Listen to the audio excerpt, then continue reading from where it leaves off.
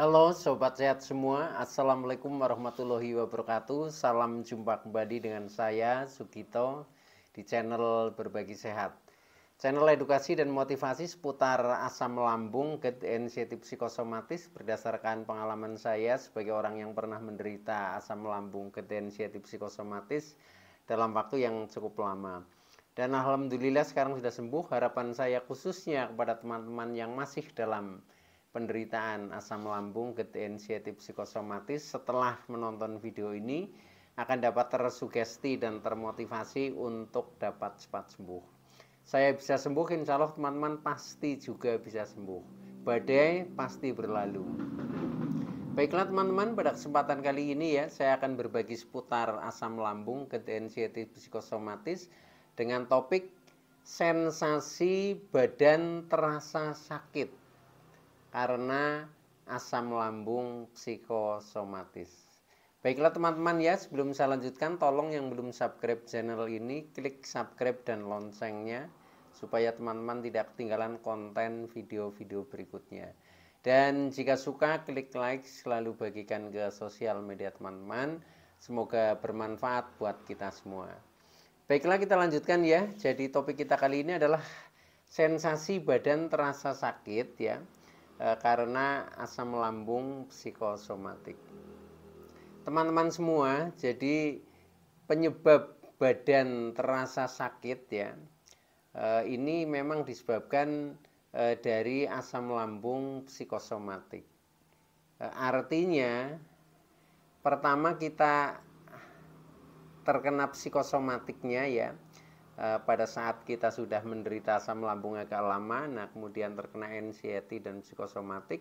Nah, karena kita sudah terkena psikosomatik sehingga pikiran kita ini sering bahkan selalu ya berpikir dengan menganalisa hal-hal yang negatif. Nah, ketika pikiran menganalisa hal-hal yang negatif ya, jadi apa yang dipikirkan ini akan direspon oleh tubuh kita ya. Respon pertama adalah lambung, contohnya asam lambung naik, dan yang berikutnya adalah rasa-rasa sensasi yang lain.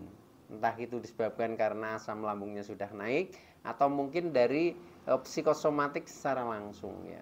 Nah, itu menyebabkan kita menjadi banyak rasa teman-teman ya, seperti yang saya alami itu ya. Jadi rasa itu dalam hari-harinya itu sepertinya tidak pernah ada kosongnya ya. Jadi selalu padat dengan sensasi. Pokoknya kalau kita rasakan secara keseluruhan ini badan ini terasa sakit-sakit lah ya. Sakit-sakit contohnya kepala yang selalu pusing, selalu berat ya. Kadang apalagi mata masih pandangannya buram. Nah, kemudian sampai ke tenggorokan kadang mengganjal, leher kaku ya, dada terasa nyeri, perut kembung ya, kadang dada panas, kemudian pegel-pegel di punggung ya sampai ke pinggang, tulang ekor, bahkan kaki, tangan ini juga dingin. Nah, di saat rasa-rasa itu sudah banyak muncul seperti itu, nah akhirnya secara emosi kita ini mulai selalu cemas, selalu takut. Nah, itu hari-harinya seperti itu. Nah, ketika kita semakin cemas, semakin takut ya, maka psikosomatik ini semakin menjadi di dalam menganalisa hal-hal yang negatif. Nah, ketika seperti itu asam lambung berputar terus menjadi naik ya, akhirnya rasa-rasa itu susah untuk menghilang. Nah, oleh karena itu pada kesempatan kali ini saya ingin sharing kepada teman-teman ya, ketika kita menghadapi asam lambung yang disebabkan oleh karena psikosomatik. Nah, ini karena memang titik beratnya ini kepada mental kita teman-teman. Jadi kepada pikiran ya, maka bisa menyebabkan menjadi badan terasa sakit. Yaitu karena pikiran yang selalu negatif ya. Nah, emosionalnya juga naik. Nah, kemudian perasaan menjadi tidak percaya diri ya, menjadi takut, menjadi cemas, khawatir, was-was dan lain sebagainya. Nah, itu yang selalu menyelimuti penderitaan kita. Nah, di saat seperti itu, maka solusinya ya untuk supaya bisa lepas dari penderitaan asam lambung ketensiatif psikosomatis, seperti pengalaman yang saya lakukan ya, mudah-mudahan ini juga cocok buat teman-teman ya. Semoga teman-teman yang masih dalam penderitaan akan menjadi cepat bangkit, akhirnya menjadi cepat sembuh itu. Nah, ketika ada fenomena seperti itu, maka solusinya kalau saya ya, ini yang pertama ini jangan fokus dengan sensasi. Jadi ketika badan kita merasa sakit, merasa tidak nyaman dan lain sebagainya, kita jangan fokus di situ ya. Kalau semakin kita rasakan, nah ini menjadikan semakin menjadi ya. Maka dari itu kita cuekin saja ya.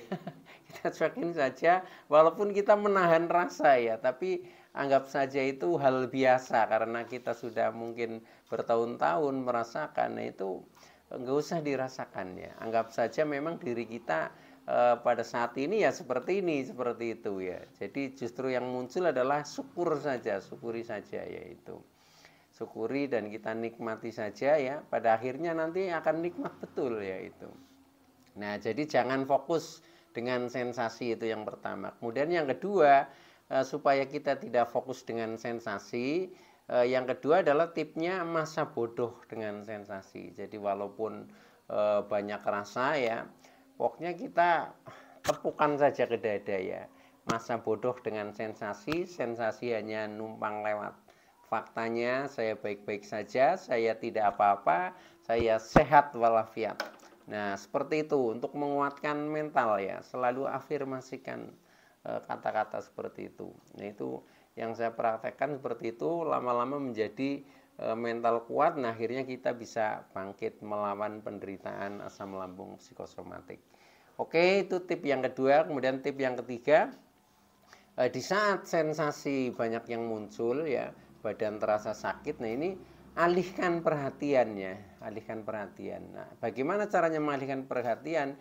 Ya kita tetap sibuk dengan aktivitas kita, walaupun sambil menanggung rasa ya, tetapi tetap jalan terus seperti itu. Jadi ini memang rahasianya seperti itu, walaupun untuk tetap beraktivitas ya supaya perhatian kita tidak ke sensasi, ini juga sangat berat ya. Sangat beratnya karena apa?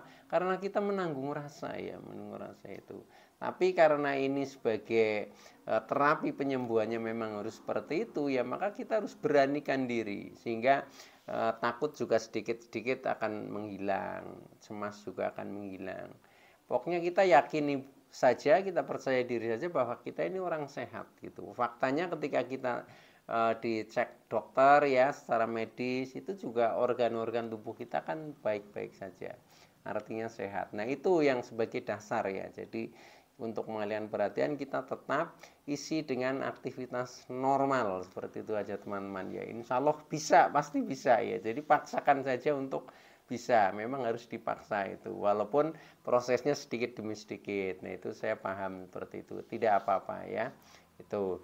Nah kemudian tip yang berikutnya ya, yang keempat nih itu bisa ketika sensasi itu bandel ya, terutama hal-hal yang bersifat mencemaskan, ya itu bisa dirangsang dengan panca indera ya. Panca indera ini contohnya ya, ketika kita terasa lemes, pusing, keliengan, ini biasanya kecemasannya sedang tinggi ya. Nah itu contoh pendengaran ya, benaran kita kalau saya ini dengarkan musik ya, style di HP pakai handset, kita masukkan ke telinga ya. Nah ini kita nikmati seperti itu, sehingga nanti apa yang dirasakan sensasi itu akan terlupakan ya, kalah dengan kita merasakan itu. Seperti itu. Tentang penglihatan ya, kita rangsang, kita untuk mengalihkan pandangan lah, mungkin kita keluar rumah ya, mungkin kita bisa sambil jalan-jalan dan lain sebagainya, itu terserah teman-teman. Itu dalam indera perasa ya, mungkin kita sambil ngemil sedikit-sedikit makanan ya, dan kita nikmati, mungkin ini rasanya asin, mungkin manis, nih itu kita nikmati, sehingga akan bisa untuk ini apa, membangkitkan semangat baru seperti itu ya. Itu teman-teman. Termasuk gerakan ya. Gerakan ya ini juga perlu. Jadi kita mungkin jangan duduk saja ya, mungkin sambil jalan, pindah ruang, kemudian mungkin berjalan agak sedikit jauh itu pun nggak masalah ya. Jadi caranya memang seperti itu, rangsang